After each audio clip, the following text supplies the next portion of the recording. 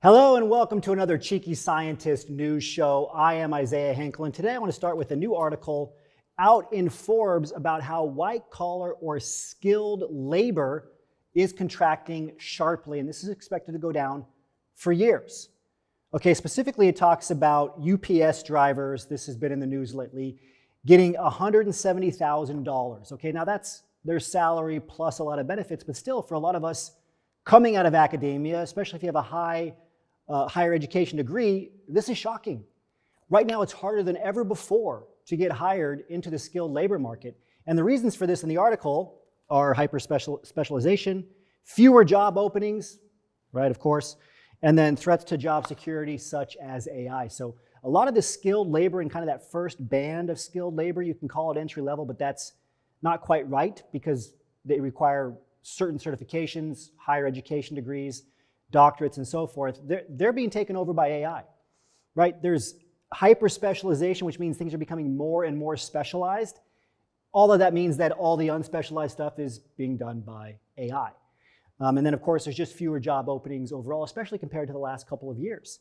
And this is what we've been talking about for months and months, and you're starting to see it in big media now. So what does it mean that you need to do? Well, in the article, it talks about making sure that you're focused on, right, learning how to learn new skills, not just focusing on the skills that you gained in academia, but are you talking about your ability to learn skills quickly to these employers? Are you talking about your ability to make decisions, right? What AI can't really do. Are you able to take physical action, to execute, to pivot quickly, to be flexible and versatile? This is what's going to get you hired in today's job market. In part. The other part is understanding that the job market is forever changed. The jobs that are posted that you're seeing, 1 in 2 of them are not even real jobs. They're called ghost job listings. This is another trend that we've been talking a lot about. There's a new article out called Ghost Jobs. Job hunters say companies are posting listings for jobs that don't exist. This is true, and there's so many reasons this is happening.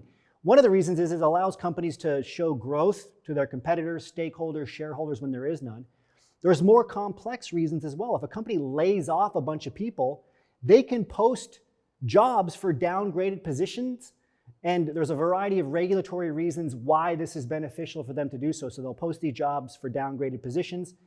Perhaps this will allow them to not pay as much severance. There's other regulatory factors as well.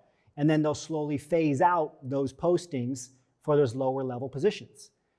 Fair, not fair, doesn't matter. It just means that if you're just looking for jobs online and you think you're going to get hired that way, you're not.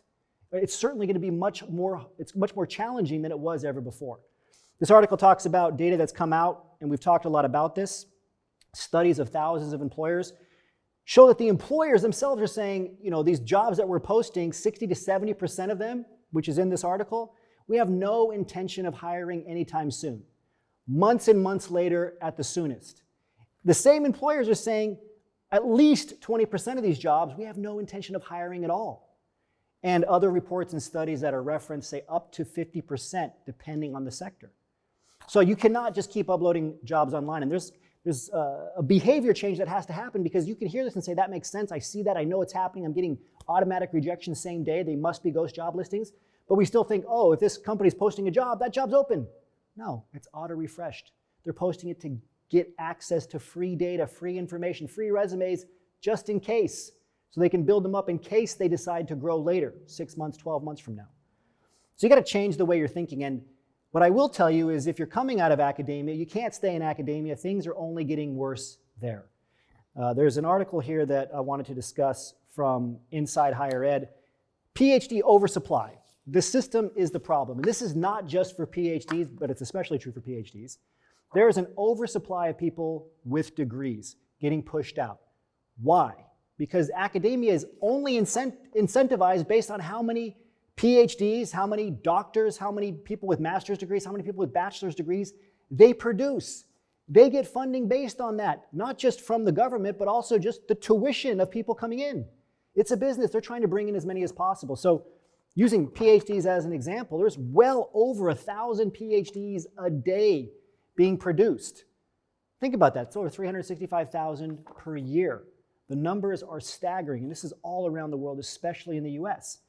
So every single day, the competition is growing, and this is why things are so bad for PhDs, for other people with advanced degrees in academia right now. There's another article from Nature specifically saying industry scores higher than academia for job satisfaction. Of course, right? So if you're interested in the actual numbers today, you're looking at 64% are much more likely than those in academia, which is only 42%, to report feeling positively about their career. So 64% of industry respondents feel positively about their careers versus 42% of respondents from academia. Okay, and this is in Nature, and that's a big change. Just in 2016, the same survey showed that it was neck and neck, with 63% of industry respondents saying they feel positively, and 65%, so academia was actually winning a bit, 65% of academics saying they feel positively. Things are getting worse. You can't stay in academia. You gotta figure out a way to get into the industry career you want now. Things are contracting. You can't hide out in academia like you used to be able to do during past contractions or recessions.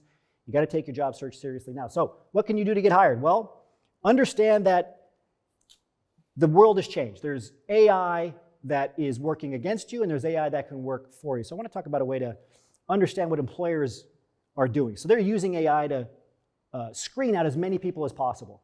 Understand that the AI, the ATS systems that employers use, and there are hundreds and hundreds. By the way, I recommend getting an article like this, the most comprehensive list of applicant tracking system, ATS, in the world. Get this article or one similar just to see the hundreds and hundreds and hundreds of ATS systems that companies use.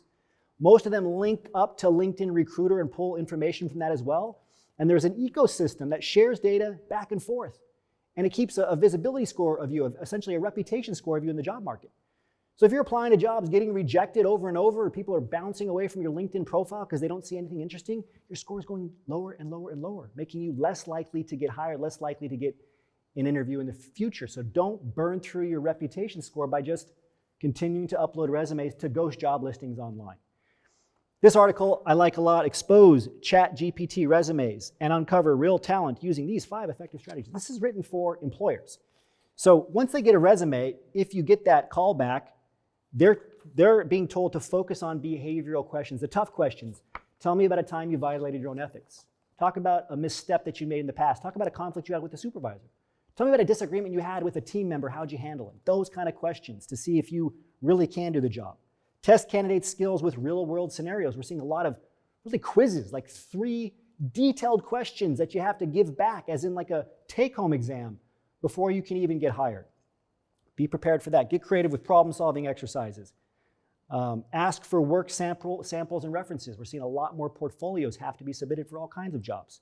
Pay attention to nonverbal cues and emotional intelligence. So we're seeing a lot of extended interviews, right? 5 interviews, that's the average now, 5. Just a few years ago, it was 2 at the most. We see some in maybe the tech industry, certain positions where it's going to be 6, 7, 8 different interviews. Why? To test your behavior. Because maybe you have ChatGPT or AI write your resume for you. They want to see the real you. So be prepared for that.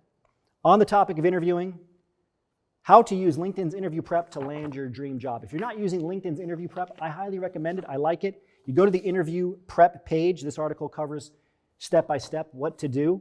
Choose the category of interview questions that you want, such as common questions, more specialized questions. Learn from the interview questions, answers, and tips. Most people have this great strategy for interviewing, which is once I get an interview, I'm going to cram for it. Not good.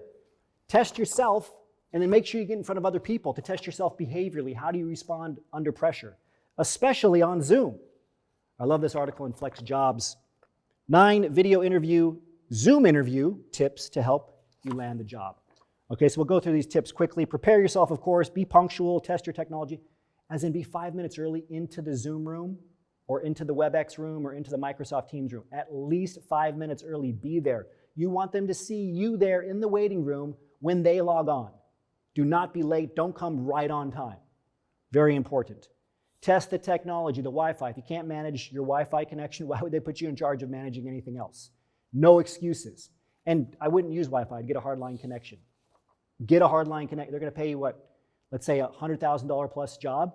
You can afford to get the connection to the hard line. Okay, get the adapter. Check your environment, camera settings. Choose your background. Don't use the blurred background, the background that lose track of your hands, because you should be speaking with your hands. In fact, that's something that it says here. Speak slowly, clearly, right? Use your body language. Don't go too crazy. Make sure that the camera's at the top of your head, middle torso. Okay, don't just be showing a floating head. Make sure you get this right. One of the things that most people don't pay attention to nearly enough because it's video is the audio quality has to be excellent. Lots of studies and surveys show that high quality audio will make the difference in the interview. Very high quality audio, okay, leaves a lasting impact. Your tonality, these other types of non-verbal cues that, well, they're verbal because they're tonality, right? Your pauses, etc. Those are going to come through with really high quality audio, better mic. You want the best audio possible, so make sure you test it with somebody else on the other side.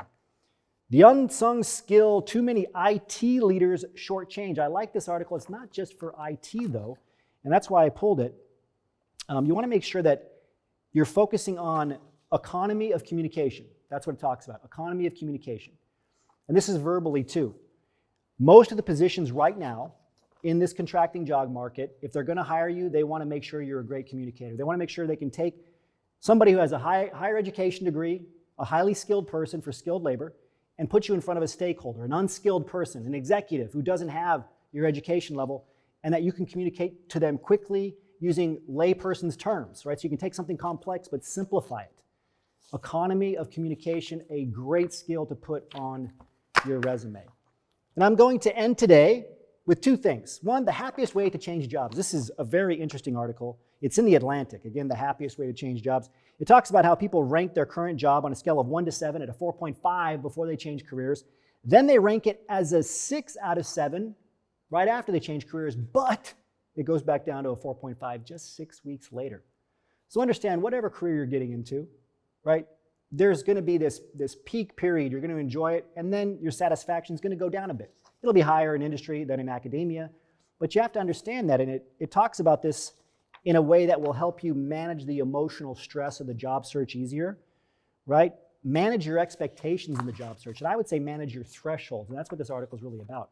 If you think you're going to apply to 100 jobs and get hired, right, you are probably going to be okay. Maybe it's 200 jobs, but you understand there's going to be a lot of jobs you have to apply to with a specific targeted resume, and you're going to have to reach out to a person to ask them if the job still exists, because a lot of those will be ghost job listings. If that's your expectations, you're good, but a lot of people go into the job search thinking they're going to have to apply to 10 jobs and they're going to get 3 interviews after applying to those 10 jobs. Or they think they can take the same resume, put it out to 100 jobs, and get a bunch of interviews, and it doesn't happen, and they're shocked, and it leads to misery. So the happiest way to change jobs is to manage your expectations, understand the actual thresholds. You're going to have to, especially for skilled work in this contracting job market, to put in an immense amount of effort, not just playing the LinkedIn lottery, scrolling through the jobs at the end of the day. And the very last thing here is I did want to leave you with some tools to try out if you haven't. This is from Tom's guide and specifically on AI in terms of resumes to help. This is AI that would help you get your resume through the employer's AI. The first software program that Tom reviewed is Resi.ai. Okay, and the score on that was a 3 out of 5. Okay, the next was Resume Maker. It's actually ResumeMaker.ai. Score was 3 out of 5 here, and I'm not going into more depth on all these, and I'll tell you why in a minute. Teal HQ was a 2 out of 5. Kick Resume, this is the one that I would recommend, kickresume.com, 4 out of 5. Very helpful AI writer, did resumes, did CVs, and overall, he has a scoring system listed in here as 88 out of 100. Did very, very well.